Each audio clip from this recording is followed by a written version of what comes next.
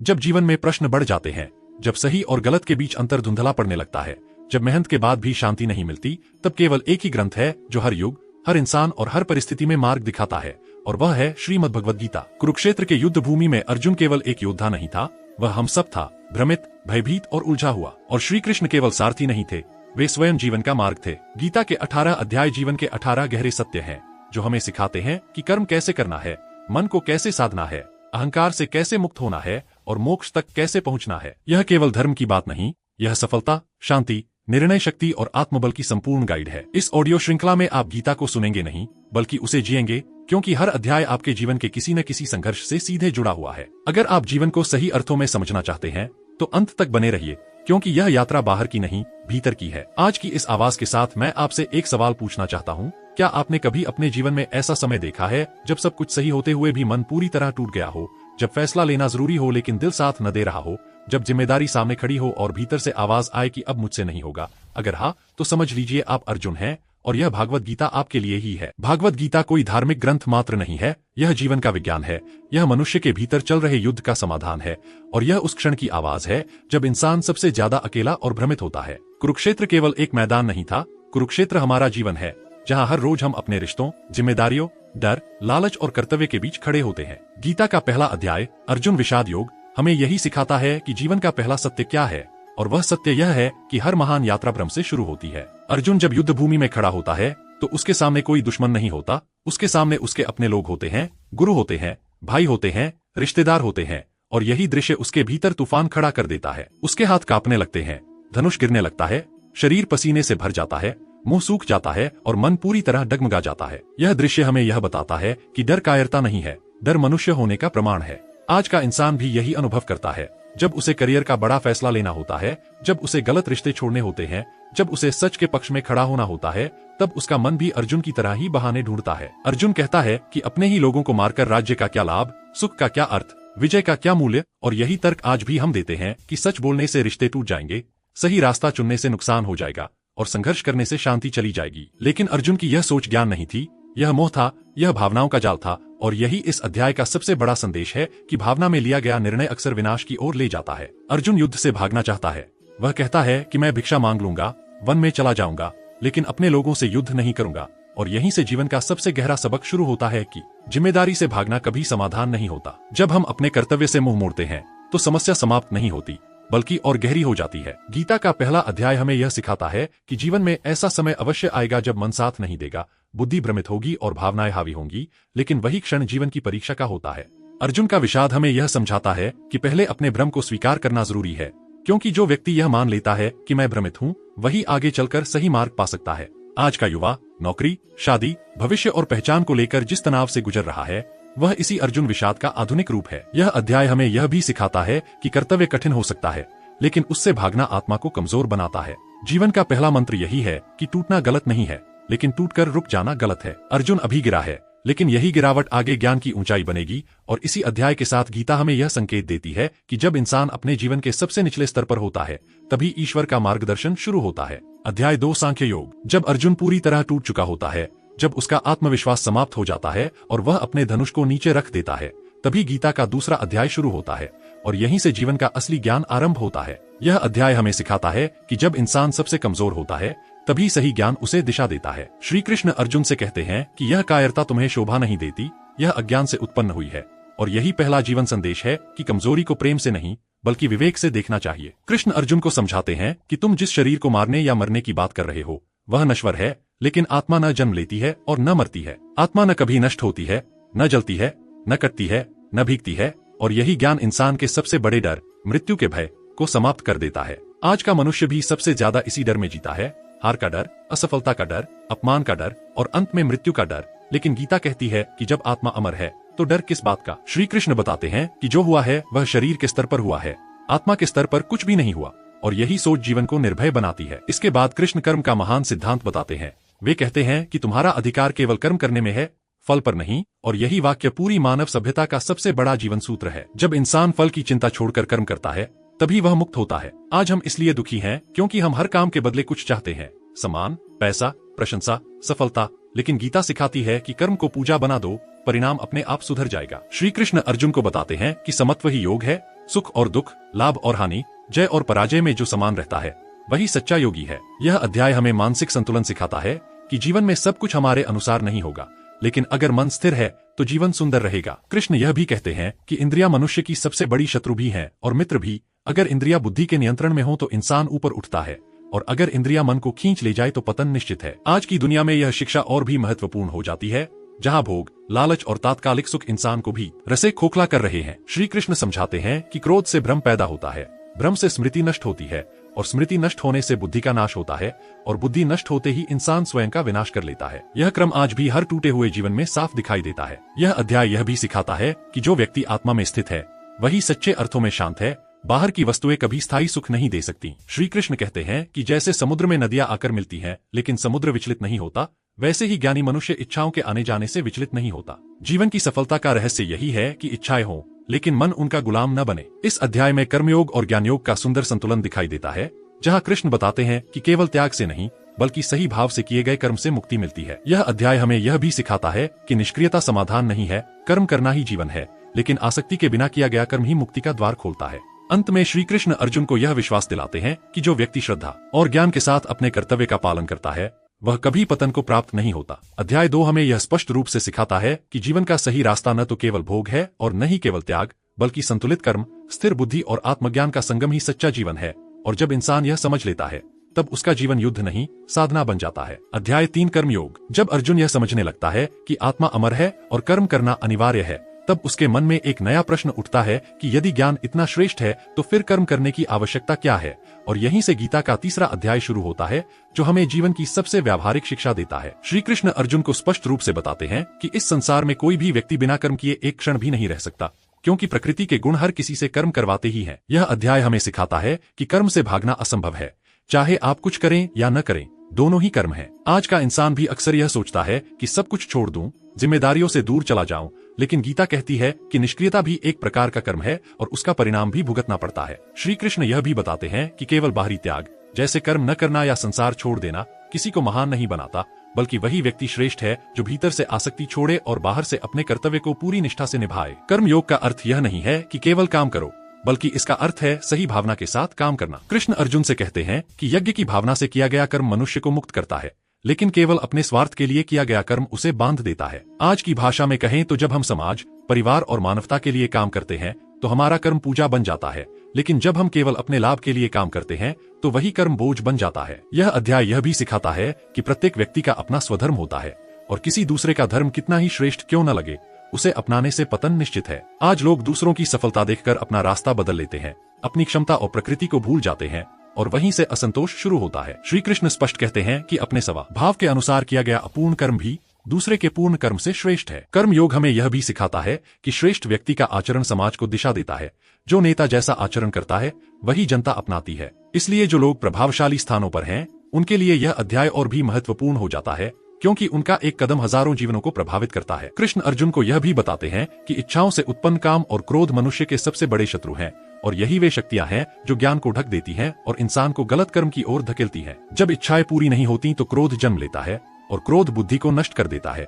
यही कारण है कि गीता आत्मसंयम पर इतना जोर देती है। यह अध्याय हमें यह भी सिखाता है कि इंद्रियों, मन और बुद्धि पर नियंत्रण करके ही इंसान सच्चा कर्म योगी बन सकता है। श्री कृष्ण कहते हैं कि जो व्यक्ति अपने कर्तव्य का पालन करता है बिना फल की चिंता किए, वही वास्तव में स्वतंत्र है। कर्म योग का सबसे बड़ा संदेश यही है कि जीवन का उद्देश्य कर्म से भागना नहीं है, बल्कि कर्म को शुद्ध करना है। जब कर्म शुद्ध हो जाता है तो वही कर्म साधना बन जाता है, वही कर्म पूजा बन जाता है, और वही कर्म इंसान को बंधन से मुक्त कर देता है। अध्याय 3 हमें यह स्पष्ट रूप से सिखाता है कि जो व्यक्ति कर्म को बोझ समझता है वह जीवन को बोझ समझने लगता है, लेकिन जो व्यक्ति कर्म को सेवा समझता है उसका जीवन स्वयं एक प्रेरणा बन जाता है। अध्याय 4 ज्ञान कर्म संन्यास योग। जब अर्जुन कर्म के महत्व को समझने लगता है तब उसके भीतर यह जिज्ञासा जागती है कि यह ज्ञान आया कहाँ से, और यह सत्य इतना प्राचीन होते हुए भी आज भी उतना ही प्रभावशाली कैसे है।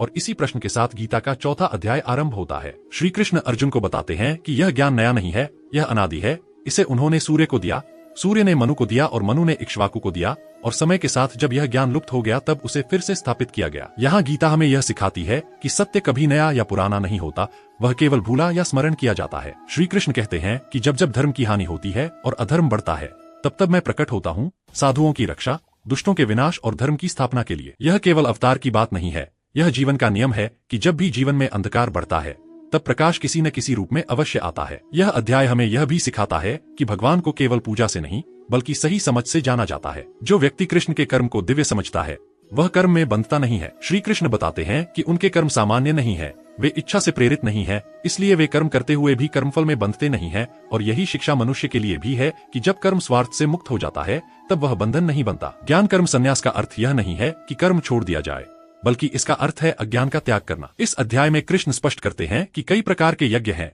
कुछ लोग इंद्रियों का यज्ञ करते हैं, कुछ ज्ञान का यज्ञ करते हैं और कुछ तपस्या का यज्ञ करते हैं, लेकिन उन सभी यज्ञों में ज्ञान यज्ञ श्रेष्ठ है। यह अध्याय यह भी सिखाता है कि ज्ञान ही वह अग्नि है जो सारे कर्मों को भस्म कर देती है। जैसे आग लकड़ी को जला देती है, वैसे ही ज्ञान अज्ञान से उत्पन्न कर्म बंधन को समाप्त कर देता है। श्री कृष्ण अर्जुन को यह विश्वास दिलाते हैं कि चाहे व्यक्ति कितना ही पापी क्यों न हो, यदि वह सच्चे ज्ञान की नाव में बैठ जाए तो वह पाप के समुद्र को भी पार कर सकता है। यह अध्याय आशा का अध्याय है।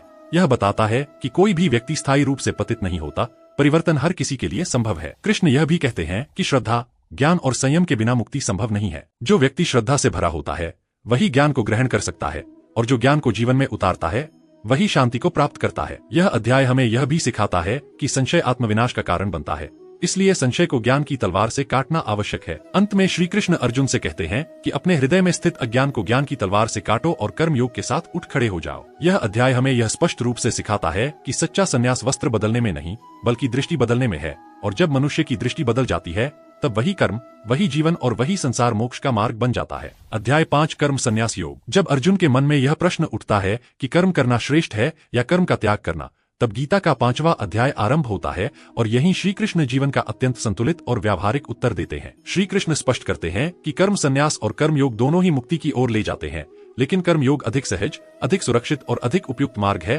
क्योंकि कर्म से भागना शरीर से संभव नहीं है और मन से त्याग बिना ज्ञान के संभव नहीं होता। यह अध्याय हमें यह सिखाता है कि सच्चा सन्यासी वही है जो न किसी से द्वेष करता है और न किसी की कामना करता है, क्योंकि जिसने इच्छा और घृणा दोनों से ऊपर उठना सीख लिया वही वास्तव में मुक्त है। श्री कृष्ण बताते हैं कि जो व्यक्ति कर्म करता है लेकिन स्वयं को कर्ता नहीं मानता, वही कर्म करते हुए भी बंधता नहीं है। यह अध्याय आत्मज्ञान को कर्म के साथ जोड़ता है और बताता है कि ज्ञानी पुरुष भीतर से जानता है कि देखने, सुनने, बोलने और करने वाले इंद्रियां हैं, आत्मा केवल साक्षी है। जब यह दृष्टि जीवन में उतर जाती है तब व्यक्ति कर्म करते हुए भी भीतर से शांत रहता है। गीता का यह अध्याय हमें यह भी सिखाता है कि जो व्यक्ति समत्व में स्थित है वही सच्चा योगी है, जो मित्र और शत्रु, पाप और पुण्य, सम्मान और अपमान में समान दृष्टि रखता है। आज के जीवन में जहाँ तुलना, ईर्ष्या और प्रतिस्पर्धा ने मनुष्य को अशांत कर दिया है, वहाँ यह शिक्षा अत्यंत प्रासंगिक हो जाती है। श्री कृष्ण कहते हैं कि सुख बाहर की वस्तुओं में नहीं है, क्योंकि इंद्रियों से मिलने वाला सुख सीमित और दुख का कारण होता है, जबकि आत्मा में स्थित सुख स्थायी और शुद्ध होता है। यह अध्याय हमें आत्मसंयम का महत्व सिखाता है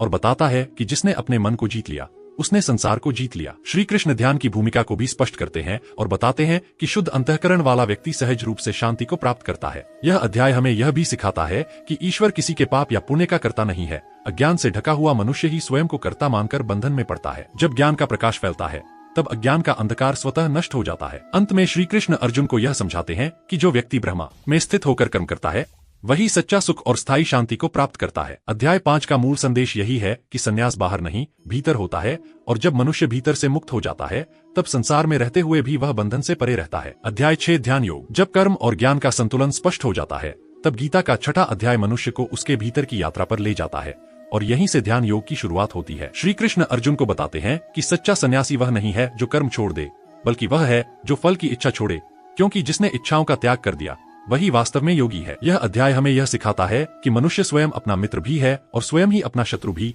और जो व्यक्ति अपने मन को नियंत्रित कर लेता है वह अपने लिए मित्र बन जाता है, लेकिन जो मन के वश में हो जाता है वही अपने जीवन का शत्रु बन जाता है। आज का सबसे बड़ा युद्ध बाहरी नहीं बल्कि भीतर का है, और ध्यान योग उसी युद्ध को जीतने की कला सिखाता है। श्री कृष्ण बताते हैं कि योग का अभ्यास संतुलित जीवन से शुरू होता है, न अधिक खाने से, न बिल्कुल भूखे रहने से, न अधिक सोने से, न बिल्कुल जागते रहने से, क्योंकि अतिवाद मन को अशांत करता है। यह अध्याय हमें यह भी सिखाता है कि एकांत, शुद्धता और अनुशासन ध्यान के सहायक होते हैं। श्री कृष्ण ध्यान की विधि बताते हुए कहते हैं कि साधक को स्थिर आसन पर बैठकर शरीर, गर्दन और सिर को सीधा रखते हुए मन को एकाग्र करना चाहिए और स्वयं को परमात्मा में स्थित करना चाहिए। लेकिन इससे भी अधिक महत्वपूर्ण बात यह है कि मन को बार बार भटकने से वापस लाना ही ध्यान की सच्ची साधना है। अर्जुन स्वीकार करता है कि मन को नियंत्रित करना वायु को पकड़ने जैसा कठिन है, और यही स्वीकारोक्ति हर साधक की सच्चाई है। श्री कृष्ण अर्जुन को आश्वासन देते हैं कि अभ्यास और वैराग्य से मन को नियंत्रित किया जा सकता है। यह अध्याय हमें यह भी सिखाता है कि असफल साधक भी नष्ट नहीं होता, क्योंकि जो व्यक्ति सच्चे मन से आत्मकल्याण के मार्ग पर चलता है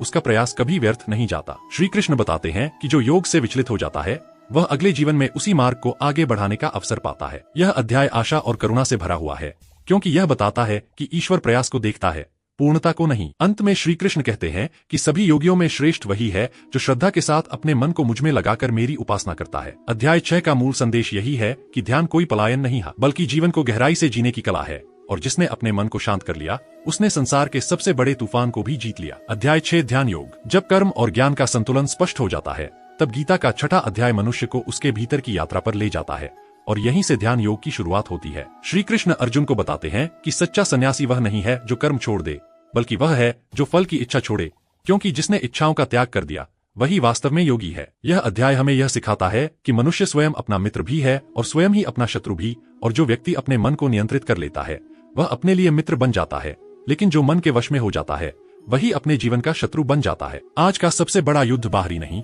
बल्कि भीतर का है, और ध्यान योग उसी युद्ध को जीतने की कला सिखाता है। श्री कृष्ण बताते हैं कि योग का अभ्यास संतुलित जीवन से शुरू होता है, न अधिक खाने से, न बिल्कुल भूखे रहने से, न अधिक सोने से, न बिल्कुल जागते रहने से, क्योंकि अतिवाद मन को अशांत करता है। यह अध्याय हमें यह भी सिखाता है कि एकांत, शुद्धता और अनुशासन ध्यान के सहायक होते हैं। श्री कृष्ण ध्यान की विधि बताते हुए कहते हैं कि साधक को स्थिर आसन पर बैठकर शरीर, गर्दन और सिर को सीधा रखते हुए मन को एकाग्र करना चाहिए और स्वयं को परमात्मा में स्थित करना चाहिए। लेकिन इससे भी अधिक महत्वपूर्ण बात यह है कि मन को बार बार भटकने से वापस लाना ही ध्यान की सच्ची साधना है। अर्जुन स्वीकार करता है कि मन को नियंत्रित करना वायु को पकड़ने जैसा कठिन है, और यही स्वीकारोक्ति हर साधक की सच्चाई है। श्री कृष्ण अर्जुन को आश्वासन देते हैं कि अभ्यास और वैराग्य से मन को नियंत्रित किया जा सकता है। यह अध्याय हमें यह भी सिखाता है कि असफल साधक भी नष्ट नहीं होता, क्योंकि जो व्यक्ति सच्चे मन से आत्मकल्याण के मार्ग पर चलता है उसका प्रयास कभी व्यर्थ नहीं जाता। श्री कृष्ण बताते हैं कि जो योग से विचलित हो जाता है वह अगले जीवन में उसी मार्ग को आगे बढ़ाने का अवसर पाता है। यह अध्याय आशा और करुणा से भरा हुआ है, क्योंकि यह बताता है कि ईश्वर प्रयास को देखता है, पूर्णता को नहीं। अंत में श्री कृष्ण कहते हैं कि सभी योगियों में श्रेष्ठ वही है जो श्रद्धा के साथ अपने मन को मुझ में लगाकर मेरी उपासना करता है। अध्याय 6 का मूल संदेश यही है कि ध्यान कोई पलायन नहीं है, बल्कि जीवन को गहराई से जीने की कला है, और जिसने अपने मन को शांत कर लिया उसने संसार के सबसे बड़े तूफान को भी जीत लिया। अध्याय 7 ज्ञान विज्ञान योग। जब मन स्थिर होने लगता है और ध्यान की भूमि तैयार हो जाती है तब गीता का 7वां अध्याय उस ज्ञान की बात करता है जो केवल सुना नहीं जाता बल्कि अनुभव किया जाता है, और यहीं से श्री कृष्ण अर्जुन को अपने वास्तविक स्वरूप से परिचित कराते हैं। श्री कृष्ण कहते हैं कि मैं तुम्हें ऐसा ज्ञान और ऐसा विज्ञान बताऊंगा जिसे जान लेने के बाद कुछ भी जानना शेष नहीं रह जाता। वे समझाते हैं कि यह संसार उनकी 2 प्रकृतियों से बना है, एक अपरा प्रकृति जो पृथ्वी, जल, अग्नि, वायु, आकाश, मन, बुद्धि और अहंकार से बनी है, और दूसरी परा प्रकृति जो जीवात्मा है, वही चेतना है जो इस पूरे जगत को धारण किए हुए है। यह अध्याय हमें यह सिखाता है कि हम केवल शरीर नहीं है बल्कि उस चेतना का अंश हैं जो पूरे ब्रह्मांड में व्याप्त है। श्री कृष्ण बताते हैं कि समस्त प्राणी उन्हीं से उत्पन्न होते हैं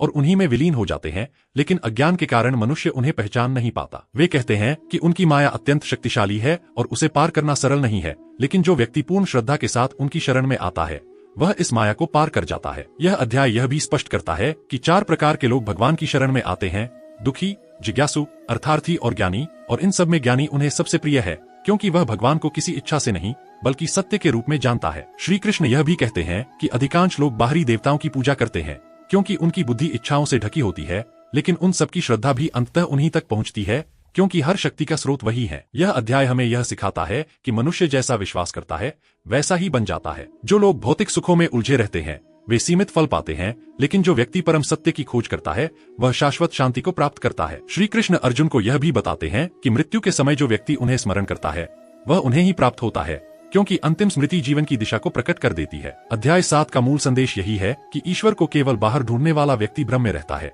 लेकिन जो भीतर झांकता है वही उन्हें हर कण में अनुभव करता है। जब ज्ञान और अनुभव एक हो जाते हैं तब भक्ति मजबूरी नहीं बल्कि स्वाभाविक अवस्था बन जाती है, और यही ज्ञान विज्ञान योग की पूर्णता है। अध्याय 8 अक्षर ब्रह्मा योग। जब अर्जुन यह समझने लगता है कि ईश्वर सर्वत्र है और जीव उनके अंश हैं, तब उसके मन में जीवन और मृत्यु से जुड़े गहरे प्रश्न उठते हैं, और यहीं से गीता का 8वां अध्याय आरंभ होता है। अर्जुन पूछता है कि ब्रह्मा क्या है, अध्यात्म क्या है, कर्म क्या है और मृत्यु के समय मनुष्य की स्थिति कैसी होती है। और श्री कृष्ण इन प्रश्नों के माध्यम से मनुष्य को उसके अंतिम सत्य से परिचित कराते हैं। श्री कृष्ण बताते हैं कि अक्षर ब्रह्मा वह परम सत्य है जो कभी नष्ट नहीं होता, अध्यात्म आत्मा का स्वभाव है और कर्म वह क्रिया है जिससे जीव अपने भविष्य का निर्माण करता है। यह अध्याय हमें यह सिखाता है कि मृत्यु कोई अंत नहीं है बल्कि चेतना की यात्रा का एक चरण है। श्री कृष्ण स्पष्ट करते हैं कि मृत्यु के समय जिस भाव और जिस स्मृति में मनुष्य शरीर छोड़ता है वही उसकी अगली गति निर्धारित करती है, और यही कारण है कि जीवन भर मन को जिस दिशा में प्रशिक्षित किया जाता है वही दिशा अंत में प्रकट होती है। यह अध्याय हमें यह भी सिखाता है कि ईश्वर स्मरण केवल अंतिम क्षण के लिए नहीं बल्कि पूरे जीवन की साधना है। श्री कृष्ण बताते हैं कि जो व्यक्ति निरंतर अभ्यास और वैराग्य के साथ अपने मन को ईश्वर में लगाता है वह मृत्यु के समय सहज रूप से उसी भाव में स्थित रहता है। यह अध्याय प्राण, मन और इंद्रियों के संयम का महत्व बताता है और ध्यान के माध्यम से परम गति को प्राप्त करने की प्रक्रिया को स्पष्ट करता है। श्री कृष्ण यह भी बताते हैं कि संसार में दो मार्ग हैं, एक प्रकाश का मार्ग जो मुक्ति की ओर ले जाता है और दूसरा अंधकार का मार्ग जो पुनर्जन्म की ओर, और यह अंतर्कर्म, ज्ञान और चेतना की स्थिति से तय होता है। यह अध्याय हमें यह सिखाता है कि समय स्वयं ईश्वर का ही एक रूप है और समस्त ब्रह्मांड उसी के भीतर संचालित हो रहा है। अंत में श्री कृष्ण अर्जुन को यह विश्वास दिलाते हैं कि जो व्यक्ति उन्हें जान लेता है और उन्हें प्राप्त कर लेता है वह पुनर्जन्म के चक्र से मुक्त हो जाता है। अध्याय 8 का मूल संदेश यही है कि जीवन की तैयारी मृत्यु के लिए नहीं बल्कि चेतना की शुद्धता के लिए करनी चाहिए, क्योंकि जब चेतना शुद्ध हो जाती है तब मृत्यु भी भय नहीं बल्कि मुक्ति का द्वार बन जाती है। अध्याय 9 राजविद्या राजगुह्य योग। जब ज्ञान और अनुभव की भूमि तैयार हो जाती है तब गीता का 9वां अध्याय उस रहस्य को खोलता है जिसे श्री कृष्ण स्वयं राजविद्या और राजगुह्य कहते हैं, अर्थात सबसे श्रेष्ठ ज्ञान और सबसे गुप्त सत्य। श्री कृष्ण अर्जुन से कहते हैं कि मैं तुम्हें ऐसा ज्ञान बताऊंगा जो सरल भी है, पवित्र भी है और जिसे जान लेने के बाद मनुष्य सहज रूप से मुक्त हो जाता है। वे बताते हैं कि संपूर्ण सृष्टि उन्हीं में स्थित है, फिर भी वे उससे आसक्त नहीं है, और यही ईश्वर की दिव्यता है कि वह सबका आधार होकर भी बंधन से परे रहता है। यह अध्याय हमें यह सिखाता है कि ईश्वर सर्वत्र है, लेकिन अज्ञान के कारण मनुष्य उन्हें पहचान नहीं पाता। श्री कृष्ण स्पष्ट करते हैं कि जो लोग उनकी अवहेलना करते हैं वे अपने ही अज्ञान में भटकते रहते हैं, जबकि जो व्यक्ति श्रद्धा और भक्ति के साथ उन्हें स्वीकार करता है वही वास्तविक शांति को प्राप्त करता है। यह अध्याय भक्ति की सरलता और महानता को उजागर करता है, क्योंकि श्री कृष्ण कहते हैं कि यदि कोई व्यक्ति प्रेम और श्रद्धा से उन्हें पत्र, पुष्प, फल या जल भी अर्पित करता है तो वे उसे स्वीकार करते हैं। यहाँ गीता हमें यह सिखाती है कि ईश्वर को दिखावे की नहीं, भाव की आवश्यकता है। श्री कृष्ण यह भी कहते हैं कि जो व्यक्ति चाहे किसी भी स्थिति में जन्मा हो, यदि वह सच्चे मन से उनकी शरण में आता है तो वह भी परम गति को प्राप्त कर सकता है, और यही गीता की करुणा और समता का संदेश है। यह अध्याय यह भी सिखाता है कि जो लोग ईश्वर को सब में समान रूप से देखते हैं वे उनसे कभी अलग नहीं होते और ईश्वर उनसे कभी दूर नहीं होते। श्री कृष्ण अर्जुन को यह भी बताते हैं कि जो व्यक्ति अपने समस्त कर्म उन्हें समर्पित कर देता है वही भय और बंधन से मुक्त हो जाता है। अंत में श्री कृष्ण स्पष्ट रूप से कहते हैं कि मन को मुझ में लगाओ, मेरे भक्त बनो, मुझे प्रणाम करो और तुम निश्चित रूप से मुझे प्राप्त करोगे। अध्याय 9 का मूल संदेश यही है कि भक्ति कोई कमजोरी नहीं बल्कि वह सबसे बड़ा बल है, और जब ज्ञान, कर्म और भक्ति एक हो जाते हैं तब जीवन स्वयं एक दिव्य यात्रा बन जाता है। अध्याय 10 विभूति योग। जब भक्ति का भाव गहराने लगता है और हृदय में ईश्वर के प्रति प्रेम जागृत हो जाता है तब गीता का 10वां अध्याय उस दृष्टि को विकसित करता है जिससे मनुष्य ईश्वर को हर जगह पहचानने लगता है। श्री कृष्ण अर्जुन से कहते हैं कि मैं ही समस्त प्राणियों की उत्पत्ति का कारण हूँ और मुझसे ही सब कुछ प्रवाहित होता है। यह जानकर जो बुद्धिमान पुरुष मेरी भक्ति करता है वह कभी भ्रमित नहीं होता। वे बताते हैं कि बुद्धि, ज्ञान, क्षमा, सत्य, इंद्रिय संयम और सुख दुख की अनुभूति भी उन्हीं से उत्पन्न होती है। यह अध्याय हमें यह सिखाता है कि जीवन में जो भी श्रेष्ठ, सुंदर और शक्तिशाली दिखाई देता है वह ईश्वर की ही अभिव्यक्ति है। श्री कृष्ण अर्जुन को अपनी विभूतियों का वर्णन करते हुए कहते हैं कि वे सूर्य में प्रकाश हैं, पर्वतों में मेरु हैं, नदियों में गंगा है, देवताओं में इंद्र हैं और अस्त्रों में वज्र है। यह वर्णन केवल काव्य नहीं है बल्कि यह दृष्टि का विस्तार है जिससे मनुष्य हर श्रेष्ठता में ईश्वर को देखने लगता है। जब यह दृष्टि विकसित हो जाती है तब अहंकार स्वतः समाप्त होने लगता है, क्योंकि व्यक्ति समझ जाता है कि जो कुछ भी महान है वह व्यक्तिगत नहीं बल्कि दिव्य स्रोत से आया है। यह अध्याय हमें यह भी सिखाता है कि ईश्वर केवल मंदिरों में नहीं बल्कि जीवन के हर क्षेत्र में प्रकट होते हैं, चाहे वह ज्ञान हो, शक्ति हो, सौंदर्य हो या करुणा। श्री कृष्ण कहते हैं कि जो लोग प्रेम और श्रद्धा के साथ उनके गुणों का स्मरण करते हैं उनके लिए वे स्वयं बुद्धि योग प्रदान करते हैं जिससे वे उन्हें प्राप्त कर सकें। यह अध्याय हमें यह भी सिखाता है कि ईश्वर अज्ञान के अंधकार को ज्ञान के दीपक से स्वयं नष्ट करते हैं। अंत में श्री कृष्ण अर्जुन को यह बताते हैं कि उन्होंने अपनी एक अंश मात्र से इस संपूर्ण ब्रह्मांड को धारण कर रखा है, और यही समझ मनुष्य के भीतर गहरी विनम्रता और असीम श्रद्धा को जन्म देती है। अध्याय 10 का मूल संदेश यही है कि जब मनुष्य जीवन में श्रेष्ठता को पहचानना सीख लेता है और हर महानता में ईश्वर को देखने लगता है तब उसका जीवन साधारण नहीं रहता बल्कि भक्ति और कृतज्ञता से भर जाता है। अध्याय 11 विश्वरूप दर्शन योग। जब अर्जुन के भीतर यह इच्छा जागृत होती है कि वह श्री कृष्ण को केवल शब्दों और उपदेशों में नहीं बल्कि साक्षात सत्य के रूप में देखना चाहता है, तब गीता का 11वां अध्याय आरंभ होता है और यहीं से मानव चेतना का सबसे विराट अनुभव प्रकट होता है। अर्जुन श्री कृष्ण से प्रार्थना करता है कि यदि आप मुझे योग्य समझते हैं तो अपना विश्व रूप दिखाइए, और श्री कृष्ण दिव्य दृष्टि प्रदान करके उसे वह रूप दिखाते हैं जिसे सामान्य आंखें नहीं देख सकती। अर्जुन उस विश्व रूप में अनगिनत मुख, नेत्र और भुजाएं देखता है, सूर्य और अग्नि के समान तेज देखता है, संपूर्ण ब्रह्मांड को एक ही शरीर में स्थित देखता है, और तभी उसे यह अनुभव होता है कि ईश्वर किसी एक आकार में सीमित नहीं है बल्कि वही संपूर्ण अस्तित्व है। यह दृश्य भय और विस्मय से भरा हुआ है क्योंकि अर्जुन देखता है कि सभी योद्धा काल के मुख में प्रवेश कर रहे हैं, और तभी श्री कृष्ण कहते हैं कि मैं ही काल हूँ, संसारों का संहारक, और यहाँ उपस्थित सभी योद्धा पहले ही मेरे द्वारा मारे जा चुके हैं। यह वाक्य हमें यह सिखाता है कि समय स्वयं ईश्वर का रूप है और मनुष्य केवल निमित्त मात्र है। यह अध्याय अहंकार को पूरी तरह तोड़ देता है, क्योंकि जब व्यक्ति यह समझ लेता है कि वह कर्ता नहीं केवल माध्यम है, तब उसका भय स्वतः समाप्त हो जाता है। अर्जुन भय और श्रद्धा से कांप उठता है। वह क्षमा मांगता है और स्वीकार करता है कि उसने अज्ञान में श्री कृष्ण को मित्र समझकर कभी कभी साधारण रूप में देखा, लेकिन अब उसे दिव्य सत्य का अनुभव हो चुका है। यह अध्याय हमें यह भी सिखाता है कि ईश्वर का विराट रूप केवल सौम्य नहीं बल्कि भयानक भी है, क्योंकि सृष्टि का निर्माण और संहार दोनों उसी से होते हैं। अंत में अर्जुन प्रार्थना करता है कि वह उस सौम्य करुणामय रूप को फिर से देख सके जिसे उसका हृदय सहन कर सके, और श्री कृष्ण अपने मानव रूप में लौट आते हैं। अध्याय 11 का मूल संदेश यही है कि जब मनुष्य अहंकार छोड़कर स्वयं को ईश्वर की योजना का अंग मान लेता है, तब भय मिट जाता है और जीवन में अटूट श्रद्धा जन्म लेती है। यह अध्याय हमें यह सिखाता है कि सत्य केवल सुंदर ही नहीं होता, वह भयानक भी हो सकता है, लेकिन जो व्यक्ति उसे स्वीकार कर लेता है वही वास्तव में मुक्त हो जाता है। अध्याय 12 भक्ति योग। जब अर्जुन विराट सत्य को देख चुका होता है और उसके हृदय में भय के साथ श्रद्धा भी जागृत हो जाती है, तब उसके मन में यह प्रश्न उठता है कि साकार ईश्वर की भक्ति श्रेष्ठ है या निराकार ब्रह्मा की उपासना, और इसी प्रश्न के साथ गीता का 12वां अध्याय आरंभ होता है। श्री कृष्ण अत्यंत सरल और करुण स्वर में उत्तर देते हैं कि जो लोग प्रेम, श्रद्धा और विश्वास के साथ उनके साकार रूप की भक्ति करते हैं वे उन्हें अत्यंत प्रिय हैं, क्योंकि मनुष्य के लिए प्रेम के मार्ग से चलना सहज होता है। वे यह भी बताते हैं कि निराकार की उपासना भी संभव है, लेकिन वह मार्ग कठिन है, क्योंकि मन को निराकार में स्थिर रखना साधारण मनुष्य के लिए आसान नहीं होता। यह अध्याय हमें यह सिखाता है कि ईश्वर को पाने के लिए विद्वान होना आवश्यक नहीं बल्कि हृदय का निर्मल होना आवश्यक है। श्री कृष्ण भक्ति के गुणों का वर्णन करते हुए कहते हैं कि जो व्यक्ति किसी से द्वेष नहीं करता, सबके प्रति मित्रता और करुणा रखता है, अहंकार और ममता से मुक्त होता है, सुख और दुख में समान रहता है और क्षमाशील होता है, वही सच्चा भक्त है। यह अध्याय हमें यह भी सिखाता है कि भक्ति का अर्थ केवल पूजा पाठ नहीं बल्कि जीवन के हर क्षण में ईश्वर को स्मरण करना है। जो व्यक्ति अपने कर्म मुझे अर्पित करता है, अपना मन और बुद्धि मुझ में लगाता है, वही सहज रूप से बंधन से मुक्त हो जाता है। श्री कृष्ण बताते हैं कि जो व्यक्ति न किसी से भयभीत होता है और न किसी को भयभीत करता है, जो ईर्ष्या, क्रोध और कामना से मुक्त होता है, वही उन्हें प्रिय है। यह अध्याय हमें यह भी सिखाता है कि भक्ति मनुष्य को कठोर नहीं बल्कि कोमल बनाती है, और यही कोमलता उसकी सबसे बड़ी शक्ति बन जाती है। अंत में श्री कृष्ण स्पष्ट करते हैं कि जो व्यक्ति इन भक्त गुणों को श्रद्धा के साथ अपनाता है वही वास्तव में उन्हें प्राप्त करता है। अध्याय 12 का मूल संदेश यही है कि भक्ति कोई अलग साधना नहीं बल्कि जीने की एक सुंदर और सरल शैली है, और जब जीवन प्रेम, करुणा और समर्पण से भर जाता है तब वही जीवन ईश्वर का साक्षात अनुभव बन जाता है।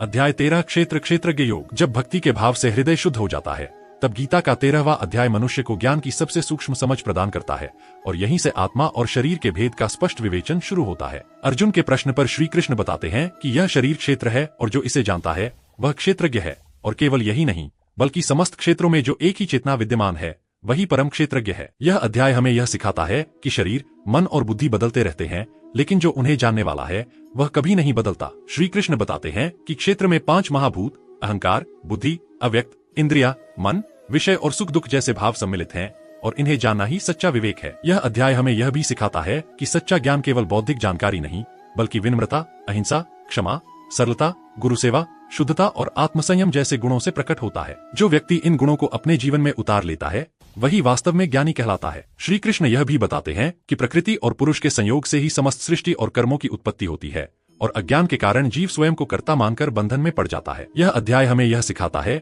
कि जो व्यक्ति सभी प्राणियों में एक ही आत्मा को देखता है वही सच्चे अर्थों में देखता है। जब यह दृष्टि जागृत हो जाती है तब हिंसा, द्वेष और अहंकार अपने आप समाप्त होने लगते हैं। श्री कृष्ण स्पष्ट करते हैं कि ज्ञान के द्वारा ही अज्ञान का नाश होता है और वही ज्ञान मोक्ष का द्वार खोलता है। अंत में यह अध्याय हमें यह संदेश देता है कि जब मनुष्य यह जान लेता है कि वह शरीर नहीं बल्कि शरीर को जानने वाला है, तब उसका भय समाप्त हो जाता है और वह जन्म मृत्यु के बंधन से मुक्त होने लगता है। अध्याय 13 का मूल सार यही है कि स्वयं को जानना ही सबसे बड़ा ज्ञान है और वही ज्ञान जीवन को सत्य, शांति और करुणा से भर देता है। अध्याय 14 गुणत्रय विभाग योग। जब मनुष्य यह समझने लगता है कि वह शरीर नहीं बल्कि चेतना है, तब गीता का 14वां अध्याय प्रकृति के उन 3 गुणों का रहस्य खोलता है जो पूरे जीवन को संचालित करते हैं। श्री कृष्ण अर्जुन को बताते हैं कि सत्व, रज और तम ये तीनों गुण प्रकृति से उत्पन्न होते हैं और इन्हीं के द्वारा जीव बंधन में पड़ता है। सत्व गुण ज्ञान, शांति और प्रकाश से जुड़ा है, रज गुण इच्छा, कर्म और अशांति से जुड़ा है और तम गुण अज्ञान, आलस्य और भ्रम से जुड़ा है। यह अध्याय हमें यह सिखाता है कि हर व्यक्ति के विचार, व्यवहार और निर्णय इन गुणों के प्रभाव में होते हैं। जब सत्व गुण प्रधान होता है तब मनुष्य सत्य, करुणा और संतुलन की ओर बढ़ता है, लेकिन जब रजगुण बढ़ता है तब लालच, प्रतिस्पर्धा और असंतोष जन्म लेता है और जब तम गुण हावी हो जाता है तब आलस्य, मोह और विनाश की प्रवृत्ति बढ़ती है। यह अध्याय हमें यह भी सिखाता है कि कोई भी गुण स्थायी नहीं है, वे बदलते रहते हैं और जो व्यक्ति इन गुणों का साक्षी बन जाता है वही उनसे ऊपर उठ सकता है। श्री कृष्ण बताते हैं कि जो व्यक्ति सुख दुख, मान अपमान और मित्र शत्रु में समान रहता है और गुणों के प्रभाव को जानकर उनसे आसक्त नहीं होता, वही गुणातीत कहलाता है। यह अध्याय हमें यह भी सिखाता है कि भक्ति के माध्यम से गुणों को पार किया जा सकता है, क्योंकि जो व्यक्ति अविचल भक्ति के साथ ईश्वर में स्थित हो जाता है वह प्रकृति के बंधन से मुक्त हो जाता है। अंत में श्री कृष्ण स्पष्ट करते हैं कि वही व्यक्ति ब्रह्मा को प्राप्त होता है जो गुणों से ऊपर उठकर स्वयं को शुद्ध चेतना के रूप में जान लेता है। अध्याय 14 का मूल संदेश यही है कि जीवन की समस्याओं का समाधान बाहर नहीं बल्कि अपने भीतर चल रहे गुणों को समझने में है और जो व्यक्ति यह समझ लेता है वह जीवन को संतुलन और विवेक के साथ जीने लगता है। अध्याय 15 पुरुषोत्तम योग। जब मनुष्य गुणों के प्रभाव को समझकर उनसे ऊपर उठने की तैयारी करता है तब गीता का 15वां अध्याय जीवन और संसार के सबसे गहरे रहस्य को अत्यंत सरल रूपक के माध्यम से प्रकट करता है। श्री कृष्ण इस संसार की तुलना एक उल्टे अश्वत्थ वृक्ष से करते हैं जिसकी जड़ें ऊपर हैं और शाखाएं नीचे फैली हुई हैं और जिसके पत्ते वेद हैं। यह वृक्ष हमें यह सिखाता है कि संसार का मूल स्रोत ऊपर अर्थात परमात्मा में है, लेकिन इसकी शाखाएं नीचे भौतिक जगत में फैलकर मनुष्य को मोह में बांध लेती हैं। इस वृक्ष की शाखाएं गुणों से पोषित होती हैं और इंद्रिय विषयों के द्वारा फैलती जाती हैं, जिससे मनुष्य जन्म मृत्यु के चक्र में फंसा रहता है। श्री कृष्ण कहते हैं कि इस वृक्ष को वैराग्य की दृढ़ कुल्हाड़ी से काटना चाहिए, अर्थात आसक्ति और मोह को काटकर उस परम पद की खोज करनी चाहिए जहाँ जाने के बाद फिर लौटना नहीं पड़ता। यह अध्याय हमें यह सिखाता है कि संसार को त्यागने की आवश्यकता नहीं है बल्कि संसार से बंधन को त्यागने की आवश्यकता है। श्री कृष्ण यह भी बताते हैं कि जीवात्मा उनके ही अंश है, लेकिन मन और इंद्रियों से बंधकर वह स्वयं को सीमित समझने लगती है। जब आत्मा शरीर छोड़ती है तो वह अपने साथ मन और इंद्रियों के संस्कार भी ले जाती है, जैसे वायु फूलों की सुगंध को साथ ले जाती है। यह उपमा हमें यह समझाती है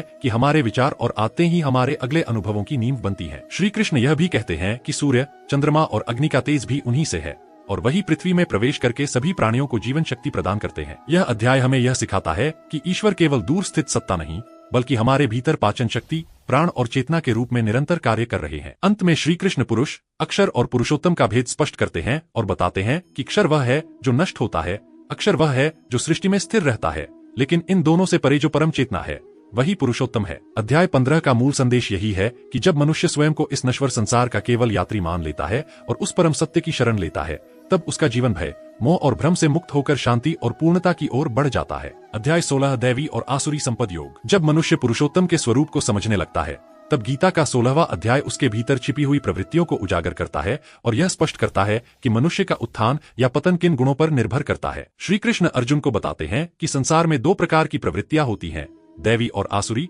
और इन्हीं के आधार पर व्यक्ति का चरित्र, सोच और कर्म तय होते हैं। दैवी संपदा के गुण हैं अभय, अंतःकरण की शुद्धता, ज्ञान में स्थिरता, दान, इंद्रिय संयम, यज्ञ, स्वाध्याय, तप, सरलता, अहिंसा, सत्य, क्रोध का अभाव, त्याग, शांति, निंदा से दूरी, करुणा, लोभ का त्याग, कोमलता, लज्जा, चंचलता का अभाव, तेज, क्षमा, धैर्य, शौच और अहंकार का न होना। ये गुण मनुष्य को ऊपर उठाते हैं और उसे मोक्ष की दिशा में ले जाते हैं। इसके विपरीत आसुरी संपदा के गुण हैं दंभ, अहंकार, घमंड, क्रोध, कठोरता और अज्ञान। श्री कृष्ण बताते हैं कि आसुरी प्रवृत्ति वाले लोग सत्य को नहीं पहचानते। वे कहते हैं कि संसार बिना आधार के है, ईश्वर रहित है और केवल कामना से उत्पन्न हुआ है। ऐसी सोच उन्हें भोग, हिंसा और विनाश की ओर ले जाती है। वे कभी तृप्त नहीं होते, इच्छाओं में जकड़े रहते हैं और स्वयं को ही सर्वश्रेष्ठ मानते हैं। यह अध्याय हमें यह सिखाता है कि अहंकार और कामना मनुष्य के सबसे बड़े शत्रु हैं, क्योंकि यही उसे अंधा बनाकर गलत कर्मों की ओर धकेलते हैं। श्री कृष्ण स्पष्ट कहते हैं कि काम, क्रोध और लोभ नरक के 3 द्वार हैं और जो व्यक्ति इन्हें छोड़ देता है वही आत्मकल्याण की ओर बढ़ता है। यह अध्याय हमें यह भी सिखाता है कि शास्त्र ही यह तय करते हैं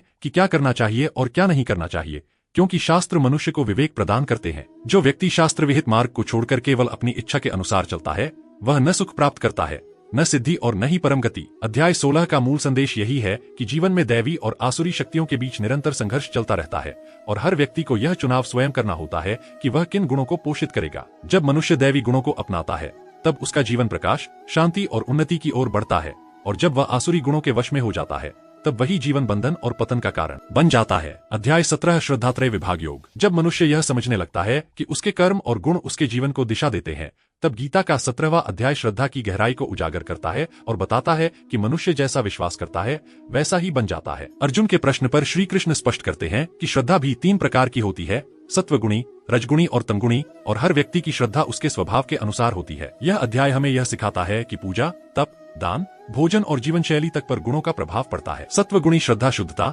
संतुलन और शांति से जुड़ी होती है, जहाँ व्यक्ति फल की इच्छा छोड़े बिना दिखावे के बिना ईश्वर की आराधना करता है। रजगुणी श्रद्धा इच्छा, अहंकार और प्रदर्शन से जुड़ी होती है, जहाँ पूजा भी लाभ, यश और स्वार्थ के लिए की जाती है। तमगुणी श्रद्धा अज्ञान, भय और अंधविश्वास से उत्पन्न होती है, जहाँ मनुष्य गलत साधनाओं और आत्मपीड़ा में उलझ जाता है। श्री कृष्ण यह भी बताते हैं कि सत्वगुणी भोजन आयु, बल, स्वास्थ्य और प्रसन्नता बढ़ाता है, रजगुणी भोजन रोग और अशांति को जन्म देता है, और तमगुणी भोजन आलस्य और अज्ञान को बढ़ाता है। यह अध्याय हमें यह भी सिखाता है कि तप भी 3 प्रकार का होता है, शरीर का तप, वाणी का तप और मन का तप, और जब ये तप श्रद्धा और बिना अहंकार के किए जाते हैं तब वे मनुष्य को शुद्ध करते हैं। श्री कृष्ण बताते हैं कि दान भी वही श्रेष्ठ है जो योग्य स्थान, योग्य समय और योग्य व्यक्ति को बिना प्रतिफल की इच्छा के दिया जाए। यह अध्याय ओम, तत् और सत के अर्थ को भी स्पष्ट करता है और बताता है कि ये तीनों शब्द ब्रह्मा के संकेत हैं और हर शुद्ध कर्म की नींव है। अंत में श्री कृष्ण स्पष्ट करते हैं कि श्रद्धा के बिना किया गया यज्ञ, दान या तप व्यर्थ होता है, क्योंकि श्रद्धा ही कर्म को अर्थ और दिशा प्रदान करती है। अध्याय 17 का मूल संदेश यही है कि जीवन की गुणवत्ता बाहरी कर्मों से नहीं बल्कि भीतर की श्रद्धा से तय होती है, और जब श्रद्धा शुद्ध हो जाती है तब मनुष्य का पूरा जीवन ही साधना बन जाता है। अध्याय 18 मोक्ष संन्यास योग। जब गीता अपने अंतिम अध्याय में प्रवेश करती है तब श्री कृष्ण समस्त ज्ञान को समेटकर जीवन का अंतिम और सर्वोच्च सत्य अर्जुन के सामने प्रकट करते हैं। 18वां अध्याय मोक्ष संन्यास योग यह स्पष्ट करता है कि त्याग का वास्तविक अर्थ क्या है और मनुष्य कैसे कर्म करते हुए भी मुक्त हो सकता है। श्री कृष्ण बताते हैं कि संन्यास का अर्थ कर्मों का त्याग नहीं बल्कि कर्मों के फल की आसक्ति का त्याग है। जो व्यक्ति कर्तापन और फल की इच्छा को छोड़कर अपने कर्तव्य का पालन करता है वही सच्चा त्यागी है। इस अध्याय में श्री कृष्ण फिर से कर्म, कर्ता, बुद्धि, धृति और सुख को 3 गुणों के आधार पर समझाते हैं और यह स्पष्ट करते हैं कि जीवन के हर स्तर पर गुणों का प्रभाव रहता है। सत्वगुणी कर्ता बिना अहंकार के कर्म करता है, रजगुणी कर्ता फल की लालसा में उलझा रहता है, और तमगुणी कर्ता अज्ञान और प्रमाद से कर्म करता है। यह अध्याय हमें यह भी सिखाता है कि समाज में ब्राह्मण, क्षत्रिय, वैश्य और शूद्र के कर्तव्य जन्म से नहीं बल्कि गुण और कर्म से निर्धारित होते हैं। श्री कृष्ण यह स्पष्ट करते हैं कि अपना स्वधर्म, चाहे वह साधारण क्यों न लगे, दूसरे के धर्म से श्रेष्ठ है, क्योंकि स्वभाव के अनुसार किया गया कर्म ही मनुष्य को शांति देता है। यह अध्याय हमें यह भी सिखाता है कि सिद्धि और असिद्धि, लाभ और हानि, जय और पराजय में संभाव रखना ही सच्चा योग है। अंत में श्री कृष्ण अर्जुन को परम रहस्य बताते हैं कि सभी धर्मों को छोड़कर मेरी शरण में आ जाओ, मैं तुम्हें सभी पापों से मुक्त कर दूंगा, शोक मत करो। यह वाक्य गीता का हृदय है, जहाँ ईश्वर मनुष्य को भय, अपराध बोध और भ्रम से मुक्त होने का आश्वासन देते हैं। श्री कृष्ण यह भी कहते हैं कि यह ज्ञान केवल श्रद्धावान और भक्त को ही देना चाहिए, क्योंकि यह आत्मा को मुक्त करने वाला ज्ञान है। अध्याय 18 का मूल संदेश यही है कि जीवन का उद्देश्य भागना नहीं बल्कि सही दृष्टि से कर्म करना है, और जब मनुष्य अपने सारे कर्म ईश्वर को अर्पित कर देता है तब उसका जीवन बंधन नहीं बल्कि मोक्ष का मार्ग बन जाता है। यही गीता का अंतिम उपदेश है, यही जीवन को सही अर्थों में जीने की कला है। यदि इन 18 अध्यायों ने आपके मन में एक भी नया विचार जगाया हो, यदि आपके भीतर थोड़ी भी शांति, स्पष्टता या शक्ति आई हो, तो समझ लीजिए कि गीता ने अपना कार्य शुरू कर दिया है। लेकिन याद रखिए, ज्ञान तभी जीवित रहता है जब उसे साझा किया जाए। इस वीडियो को उन लोगों तक जरूर पहुंचाइए जो जीवन में भटक रहे हैं,